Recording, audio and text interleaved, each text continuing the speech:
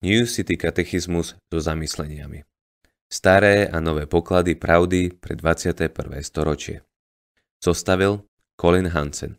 Preklad Martina Tomášovičová. Vydalo Porta Libri. Načítal Filip Pangrác.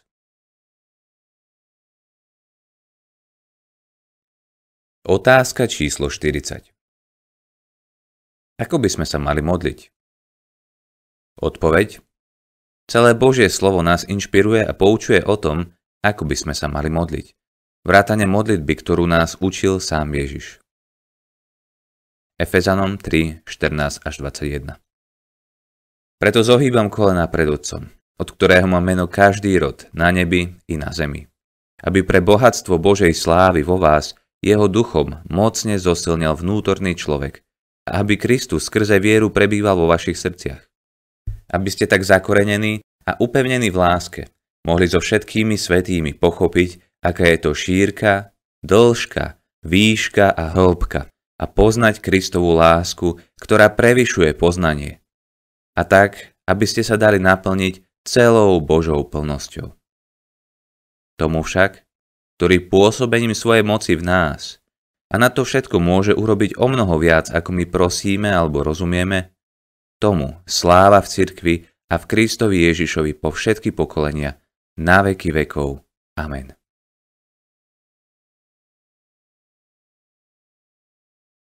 Komentár. Ján Zlatoústy. Veľký je úžitok získaný zo svätých písem a ich pomoc je dostatočná pri každej potrebe.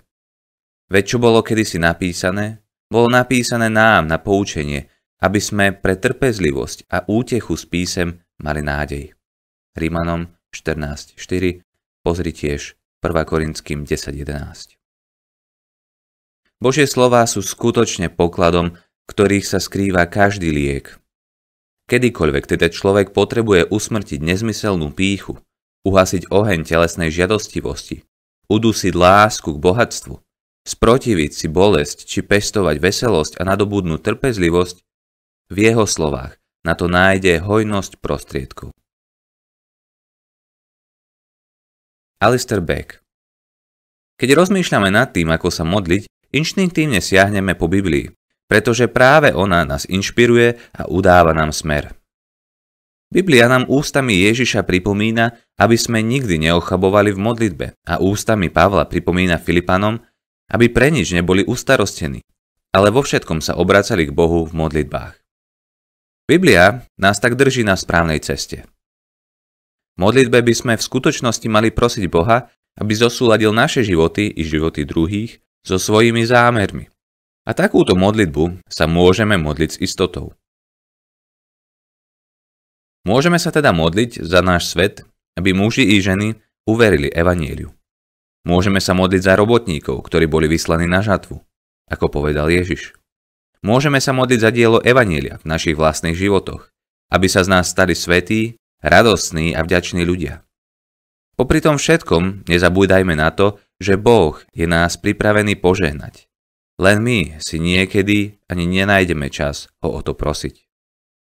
Ako povedal Ježiš, keď teda vy, hoci ste zlí, viete dávať dobré dary svojim deťom, o čo skôr dá dobré dary váš nebeský Otec tým, čo ho prosia. Matúš 7.11. Modlitba. Bože, ktorý počuješ, dovoľ svojmu živému slovu tvarovať naše životy i naše modlitby. Chceme, aby nás viedlo k modlitbám za veci, ktoré sa zdajú nemožné. Chceme, aby tvarovalo náš pohľad na Teba, keď pred Teba prichádzame ako Tvoji synovia a Tvoje céry. Kiež by nás to viedlo na kolena, keď uzrieme, ako veľmi ťa potrebujeme. Amen. Tento katechizmus bol načítaný so súhlasom vydavateľstva Porta Libri. Katechizmus spolu s desiatkami iných kresťanských titulov si môžete zakúpiť na stránke www.porta.sk. Ďakujeme za vypočutie tohto diela.